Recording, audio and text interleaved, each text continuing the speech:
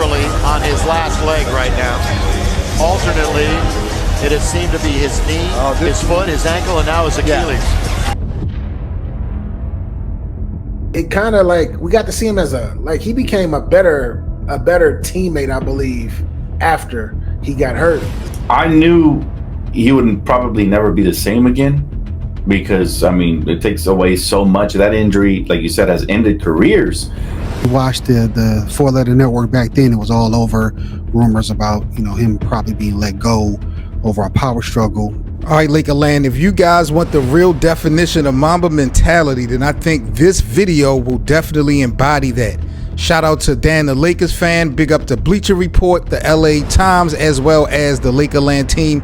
I'm Seven Mitchell, Lakerland. Hit that like button as we about to get into the story of Kobe Bryant's return.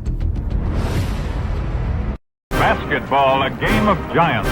When he had to, he knew all the tricks.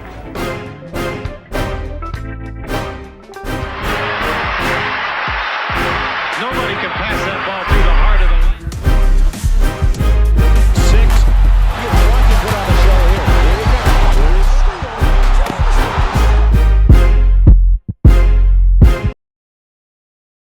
You shouldn't need recruiting to come here. Right? It takes a special person to want to play for this franchise and take the pressure that comes along with playing for this franchise. The pressure of following Magic's footsteps and myself and like the dynasty that we've had.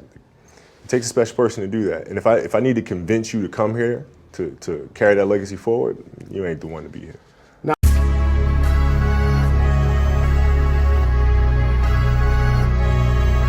The 2012-13 NBA offseason kicked off, and as far as the Los Angeles Lakers go, high expectations, very high expectations were set with some blockbuster moves over the summer by Mitch Kupchak. First, we had the July 2012 edition where the Lakers had acquired Steve Nash in a sign and trade deal with Phoenix. Everybody here this afternoon, thank you very much. We're a couple minutes late, so appreciate your patience. Last night at about 9 o'clock, we signed, Steve Nash signed his contract at a local hotel restaurant in Marina Del Rey. In remaining consistent with the sign and trade, this morning, very early, I asked Steve if he wanted to participate in the trade call this morning about 5:45. And he looked at me and he said, I think that's the general manager's job. Now, Nash was also considered signing with the Knicks as well as the Raptors, but ultimately decided that the Los Angeles Lakers was the best fit for him and his family. Then less than a month later, on August 10th of 2012, the Lakers had got Dwight Howard as he was traded from the Orlando Magic in a deal that also involved Philadelphia and the Denver Nuggets.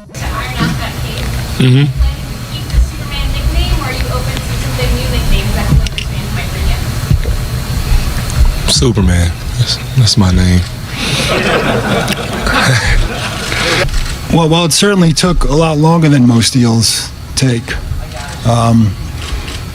Obviously, this has been going on for quite some time. We actually had discussions prior to the trade deadline back in March. Nothing really ever got to the point where we felt there'd be a deal. In fact, to credit Rob Hennigan, the GM of Orlando, it got to the point where, quite frankly, for me, it was frustrating. And what he was doing was, his job, which was to sort out and seek out the best possible deal for the organization. So up until 2 days ago, I didn't feel there would be a deal to get Dwight here to Los Angeles. But on Wednesday afternoon, we got a call from Rob making a proposal, and here it is, less than 48 hours later. The Steve Nash move, I liked it, but I knew she was on the tail end. You could, he was in his later years. And the Dwight Howard one, I really liked that one because I felt it was a piece that Kobe could use for some years down the line because he, was pretty young, and he was an all defensive guy and been to the finals. So I thought that pairing would be very good. I was excited, man. I'm not going to lie. I was really excited. I really thought that team, we still have Pau Gasol on the roster. We're somehow able to keep him on there.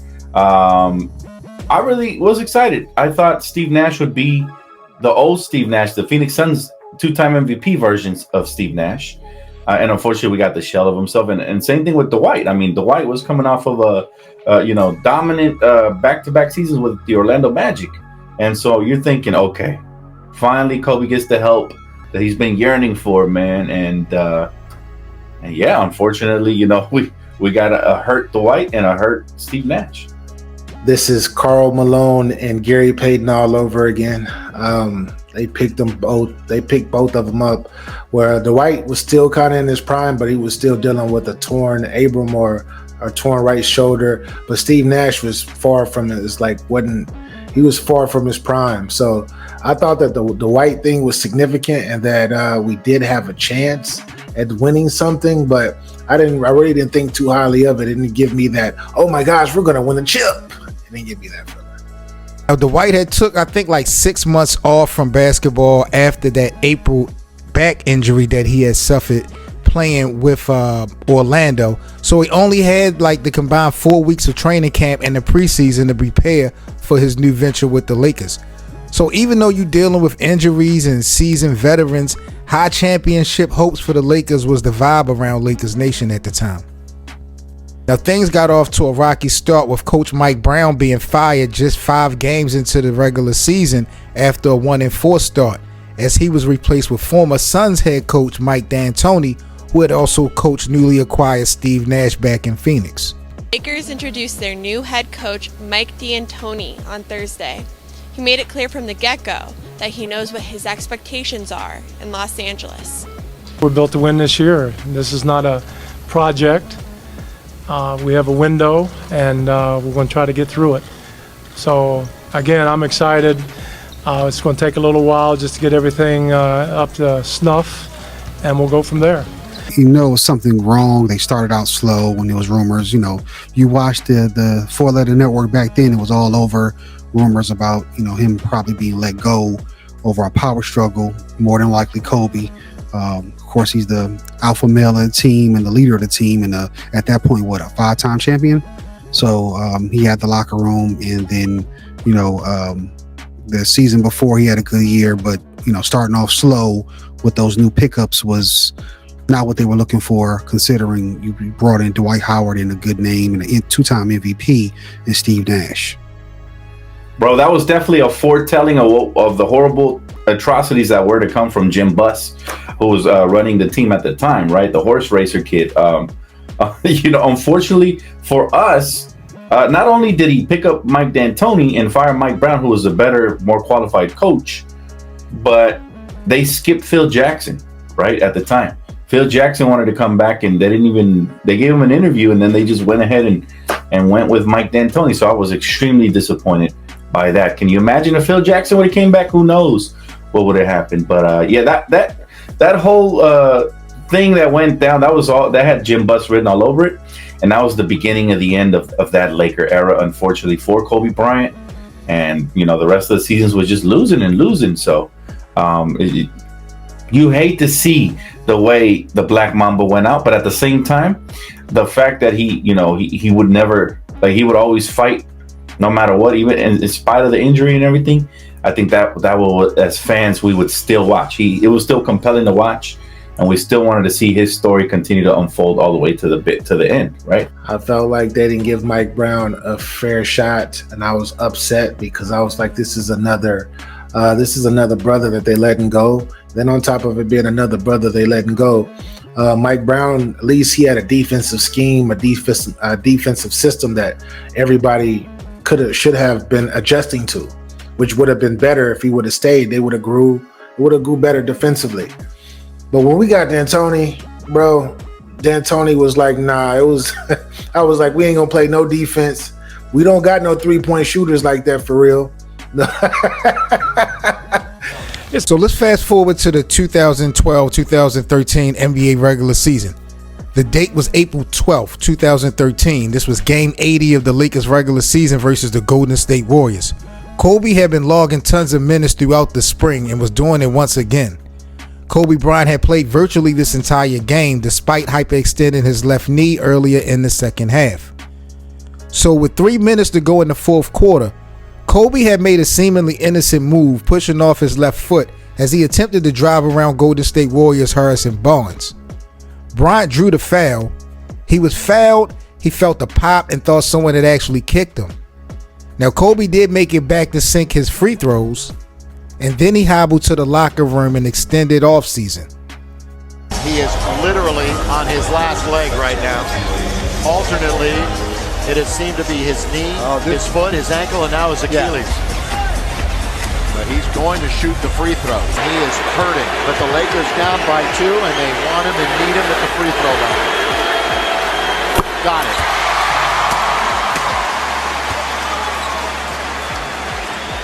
Now after this free throw, I'm going to be very curious to see how he responds, not backpedaling or whatever he has to do to get to the other end, if in fact he gets to the other end before a foul maybe.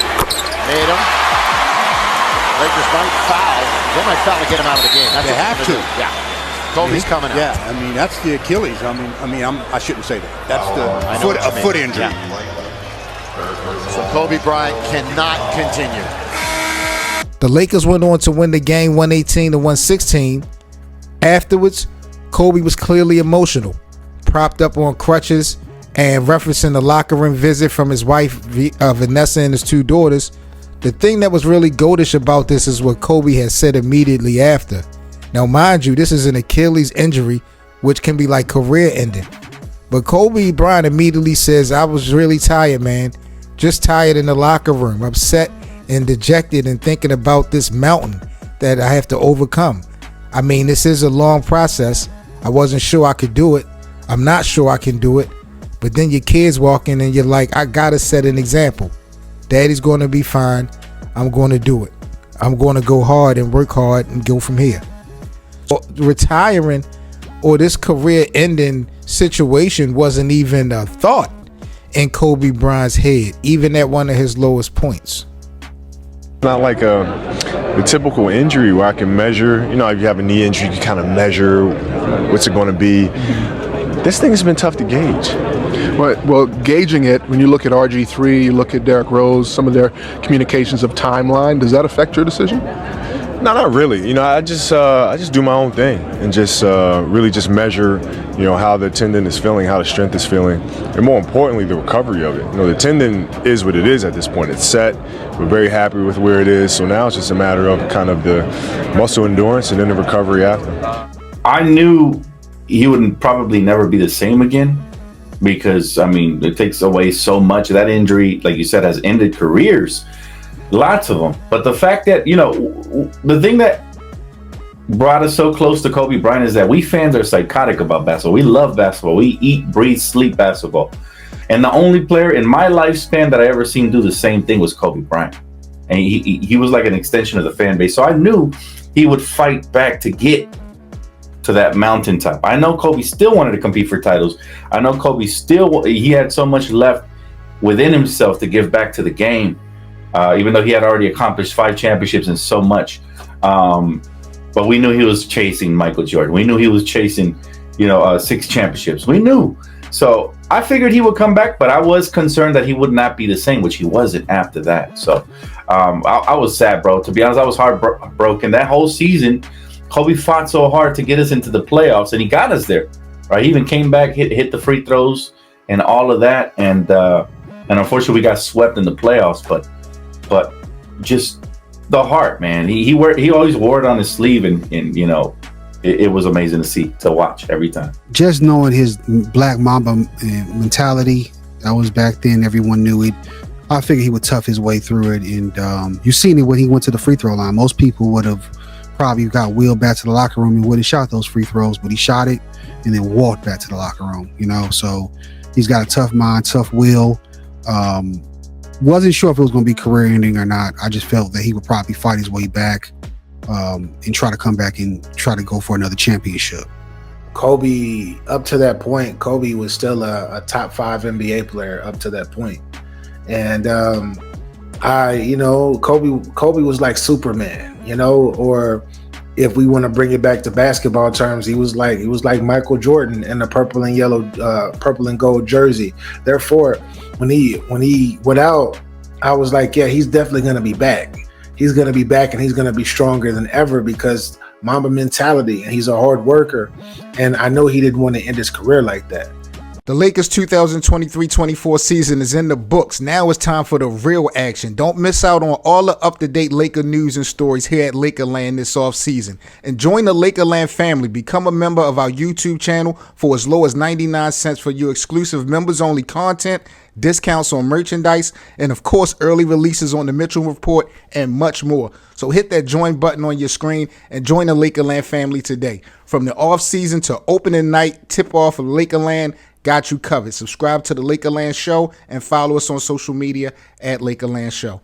Peace. All right, Lakerland. So let's go through the timeline of events leading up to Kobe Bryant's immaculate return. Don't forget to smash that like button as we really about to turn up here on the channel. So the following day after the freak injury, April 13th, Kobe had a successful procedure, but the season was pretty much already effed up in my opinion once this happened. Now, the Lakers finished 45-37 on the year. They were third in the Pacific Division. They ranked 9th offensively in the league, but they ranked 20th defensively overall. A couple weeks later, on April the 28th, the Lakers were swept by the San Antonio Spurs and eliminated from the first round of the NBA playoffs. Dwight Howard got tossed early in the third quarter, and that really was the last time we see Dwight in the purple and gold until he later joined LeBron and AD. So now we get to the offseason in May of 2013, and things don't really get much better. If y'all remember, Kobe at this time is in court trying to stop his mother from selling his memorabilia. Then you have Phil Jackson, who dropped his book with pretty much Phil favoring MJ over Kobe. Kobe pretty much shrugged it off. On May 30th, Kobe's walking boot came on, and he continued his journey back to a comeback. Then in July 2013 hits and more changes come as Dwight Howard. He decides to leave the Lakers and go to Houston. What's up, shorty? How you doing? Okay. All right. Say it again? This the free agency draft hat. Yeah, he's like the first pick in the free agency draft. Yeah. 2014 July. There you go. Okay, good. Let's take the wing order, right? No, that's stylish. It's my pleasure to introduce the next great rocket to Houston, Dwight Howard.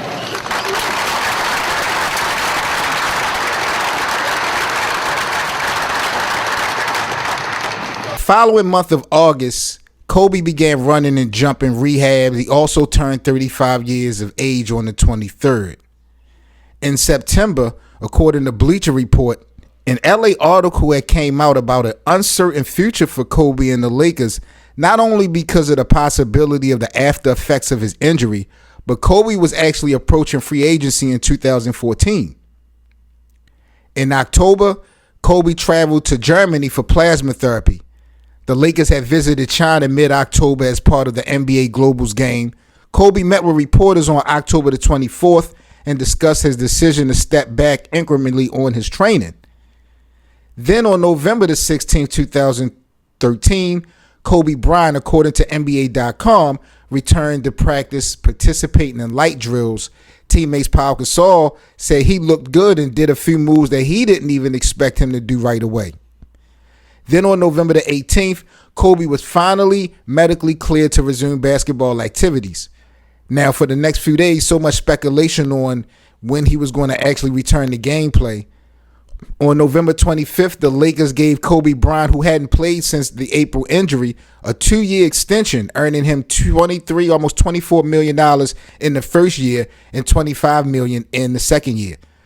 So the injury return was still up for debate, but Mitch Kupchak slammed the door on a possibility of letting Kobe Bryant walk. Very smart move.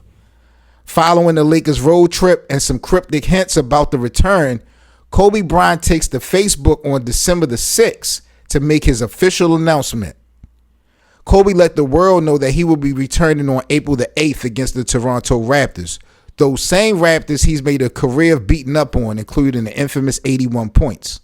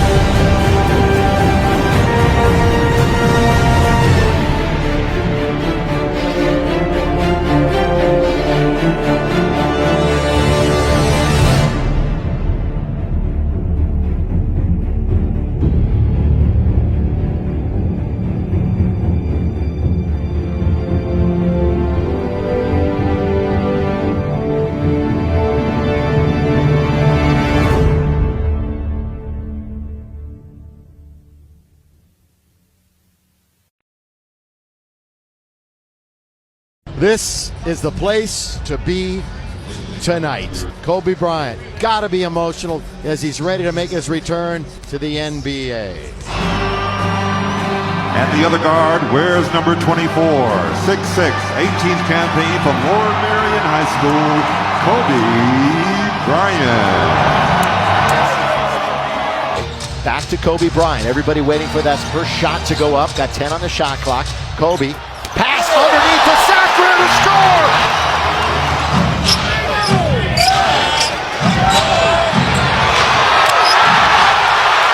Kobe working the dribble with Landry Fields in front. Kobe going one-on-one down the lane. Great pass to Powell to score!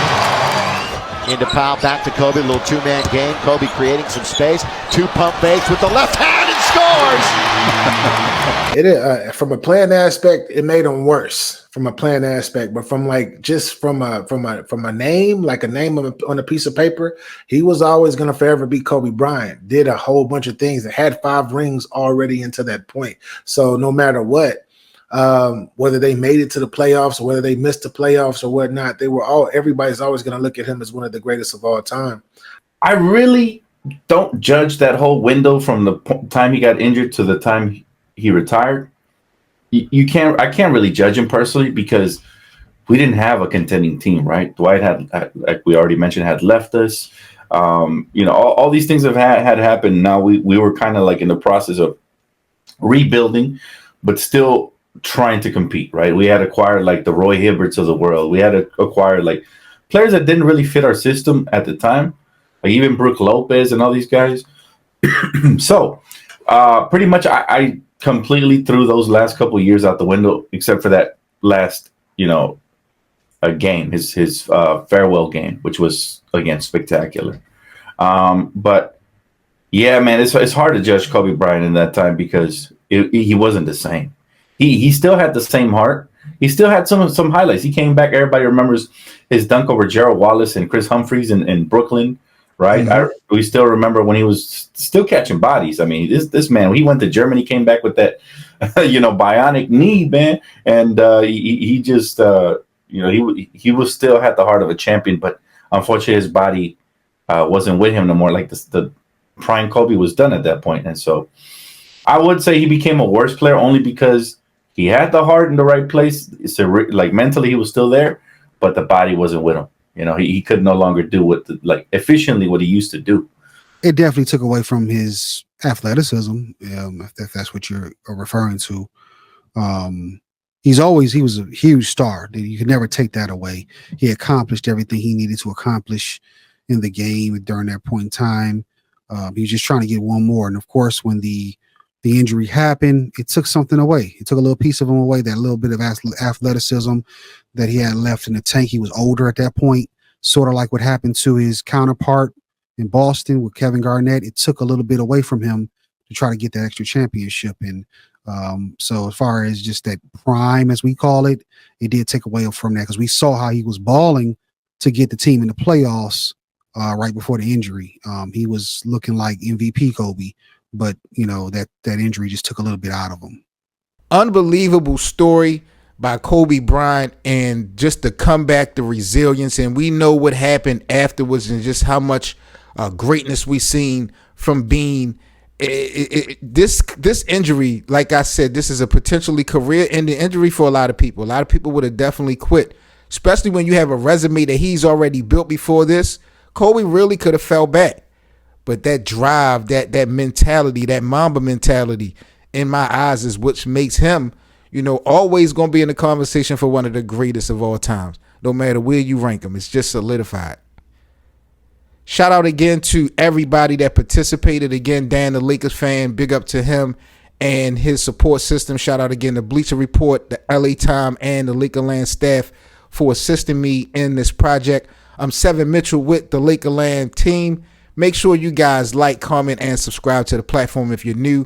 And do not forget, if you want to support us, become a member of the channel. We got a low special for members right now, only 99 cents. Exclusive members only content. We got Lakerland merchandise with special discounts, perks, prizes, and giveaways. So support the Lakerland projects. Become a member of the channel. We definitely appreciate you guys. And I'll catch you on the next video. Stay safe. Peace. For the latest and greatest on your Los Angeles Lakers, make sure you subscribe to the channel. We're on the road to 1,000 subscribers, and we appreciate the support. Follow us on social media at Lakerland Show, and join our Playback TV room for our free VIP access to our Lakers watch parties and, of course, the Lakerland podcast. That's playback.tv/Lakerland.